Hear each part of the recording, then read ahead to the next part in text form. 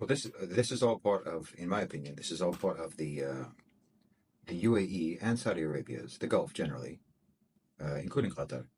Qatar is a bit of an outlier. They're a bit of a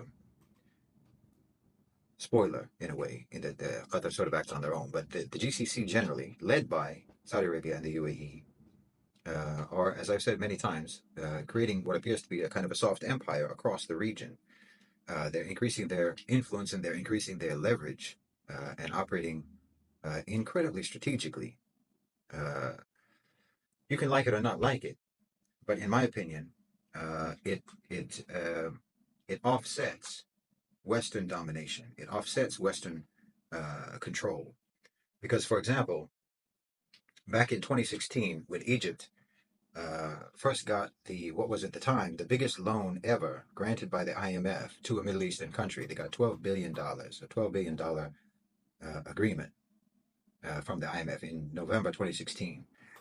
And at the time, that was something that we were opposed to, and rightly so. We were opposed to, and we were making efforts to try to derail that agreement. But we were only successful in getting it postponed until eventually it did pass. And Egypt, at that time, my assessment was that Egypt, it was game over in Egypt because they had succumbed to IMF pressure, economic pressure, financial pressure, and sold their sovereignty to the IMF. And if once you take a loan from the IMF, you've basically put your whole country and your whole economy on the chopping block. You put your whole country on the auction block. Your entire economy goes on the auction block for Western multinationals and foreign investors, implementing the IMF reforms, the structural adjustment reforms, which meant, the neoliberal reforms, the hollowing out of the economy, the selling off of state assets, the subordination or the subjugation of the economy for the purpose of repaying debt, subordinating the entire economy to debt repayment, which functionally means uh, giving foreign investors and multinationals free rein. And many steps were made. For example, they imposed or they implemented a policy of not allowing any third party, so-called third party initiated lawsuits against foreign investors. A lawsuit had to either be initiated by one of the partners of the investors themselves or by the government. So the third party here refers to the population.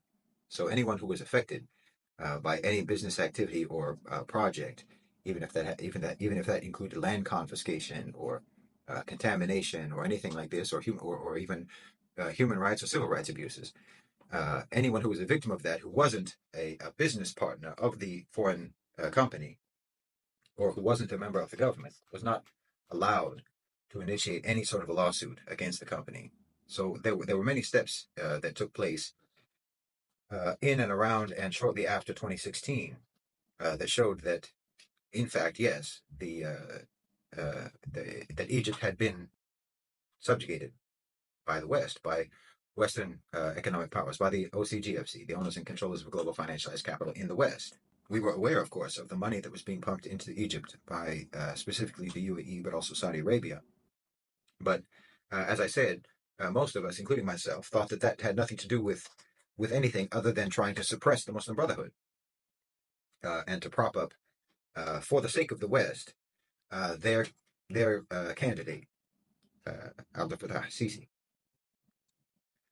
Time has shown that the UAE and Saudi Arabia had much grander ambitions, and I think that this what $35 billion investment project that they have in Ras Al Hikmah is one indication of that. And they have also said earlier, or late last year, they said that they're not going to be providing any more funding to Egypt unconditionally. They're going to put terms and conditions. And those terms and conditions will probably mirror some of the terms and conditions of the IMF, because at this point you can say that the UAE and Saudi Arabia are more or less working in conjunction with the IMF because they've seen how the IMF works and what they do. They've seen that the IMF comes in and smashes up an economy, smashes up the domestic economy, and then basically tenderizes it for its consumption. by Western multinationals and foreign investors. So they've seen that process, and they have identified that that's actually an opportunity for them, not only for Western multinationals. So they're letting the IMF impose the conditions, and they are insisting that Sisi and that the Egyptian government cedes to those demands and implements those so-called structural adjustment reforms for the Egyptian economy, precisely so that it will do the damage to the Egyptian economy that the IMF wants to have done to the Egyptian economy, but they're going to step in instead of or in conjunction with Western multinationals, with Western investors. So you're seeing now Egypt having been more or less destroyed economically by the IMF, but instead of Western multinationals moving in, Western foreign investors moving in, Muslims are moving in and taking over.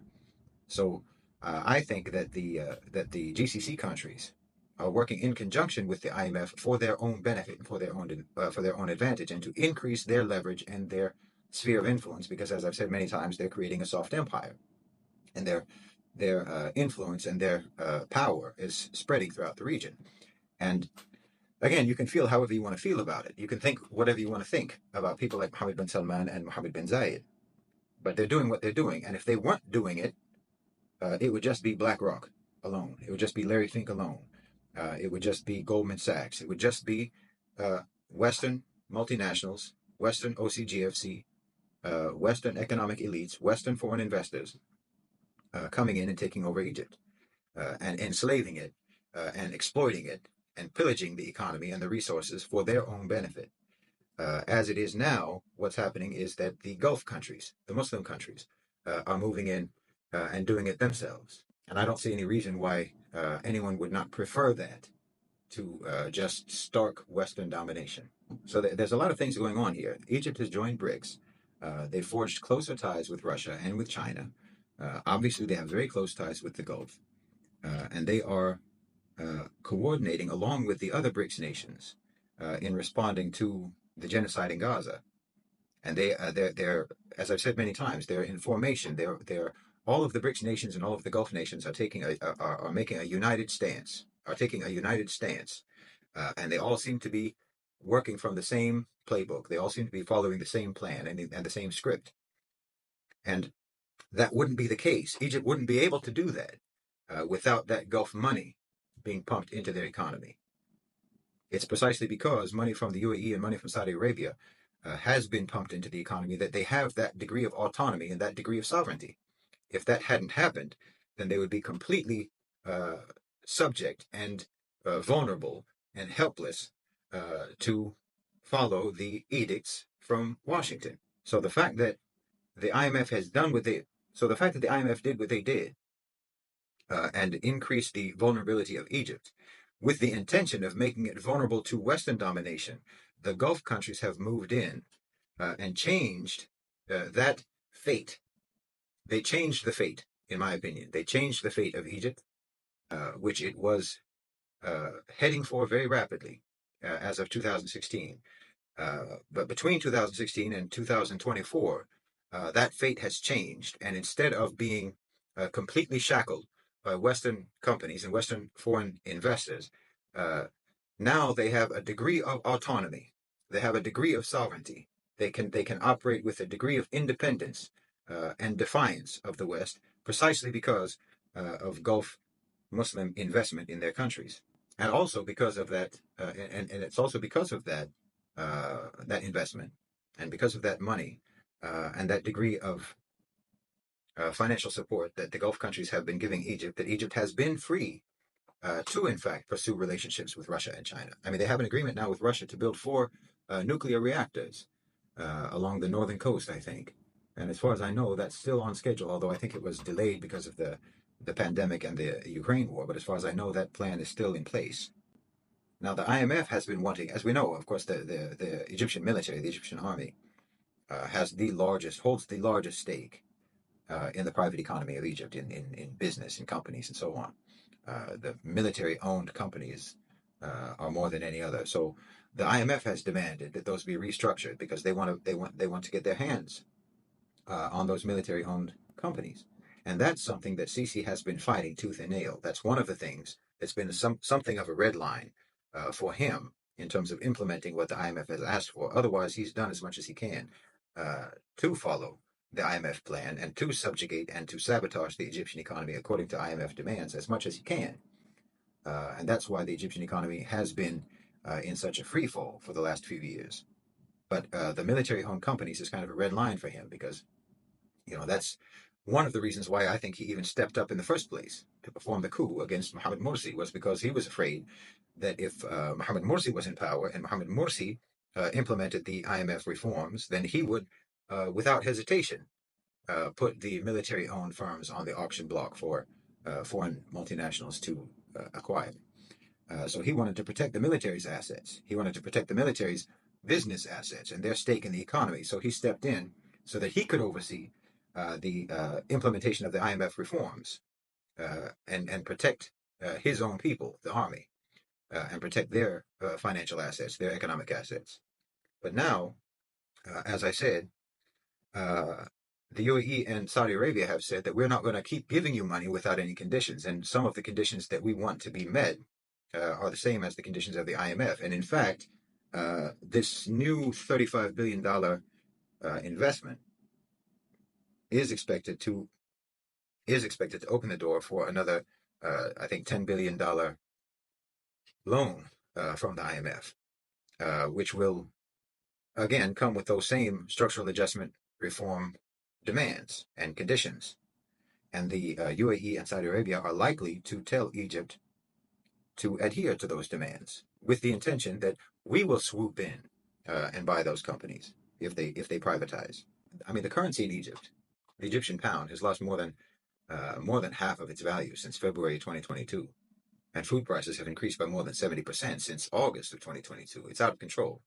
But but as I said, Egypt has joined BRICS, and steps are being taken to, I think, increase the autonomy, the political independence, uh, and to one degree or another, the economic sovereignty of Egypt. But the economic sovereignty of Egypt is connected and dependent. So it's dependent on the Gulf states, and now also it will also increase in its relationship with Turkey because they're pursuing that as well. So you can almost say that the economic sovereignty of Egypt uh, is a sovereignty insofar as it is not as subjugated to the West as it once was, or as it was planned to be by the West after the coup. Their intention, when they helped get Sisi in power in 2013, was that Egypt would now be completely under their control, and the economy would be completely subjugated for Western interests. That was their intention, and that's what Egypt would be. Now, the economy has been subjugated, uh, but the beneficiaries of that subjugation have not been the United States. The beneficiaries have been uh, more, I think, uh, other Muslim countries, the Gulf, Saudi Arabia, and UAE. And again, steps are being taken. They're working in conjunction with the IMF, but steps are being taken. One of the things that the IMF does is that they want you to, once they give you a loan, then they want you to prioritize making the payments on that loan, including the interest, of course, uh, which depletes your dollar reserves because you have to pay that back in dollars. You receive it in dollars, you have to pay it back in dollars. So that depletes your foreign currency reserves. Well, Egypt is starting to de-dollarize in their trade. Increasingly, they're not trading in dollars anymore. So whatever dollars they have, they can now uh, direct towards those loan repayments without depleting the reserves that they need in order to continue importing and exporting and trading with other countries because of the de-dollarization efforts, because of the moves for de-dollarization. So they're solving that problem little by little. I mean, for Egypt, with their loan situation is so bad that 45% uh, of all revenue in Egypt for the government, 45% of all government revenue in Egypt goes towards paying interest on the loans. And of course, and at the same time that you have these loans and you have to make payments on these loans, Sisi has been spending pretty heavily on infrastructure, including a what 50, 58, 60 billion uh, plan for a new capital. So they're spending a lot of money. which just perpetuates the dependency cycle. It perpetuates the vulnerability, although it also, you know, it superficially is good for the economy because you have these projects going and it creates jobs, and they're the types of projects that can potentially bring revenue. But in the meantime, you're spending, and half of your revenue is going to just pay interest on loans. So it's no wonder that they're running out of money. But I mean, so when they're conducting their trade in currencies other than the U.S. dollar, then it can help uh, with any dollar reserve shortages that they're dealing with. By engaging in trade using currencies other than the U.S. dollar, a country can accumulate reserves in various currencies. This diversification then will reduce the dependency on holding a substantial amount of U.S. dollars. So those dollars will be available to make the loan repayments. Because look, you have to understand that the IMF isn't really interested in getting the money back. When they give you a loan, they're not actually interested in getting that money back. They're interested in you being a debt slave. So if you can pay it back, then you pay your way out of slavery, and they don't want you to pay it back.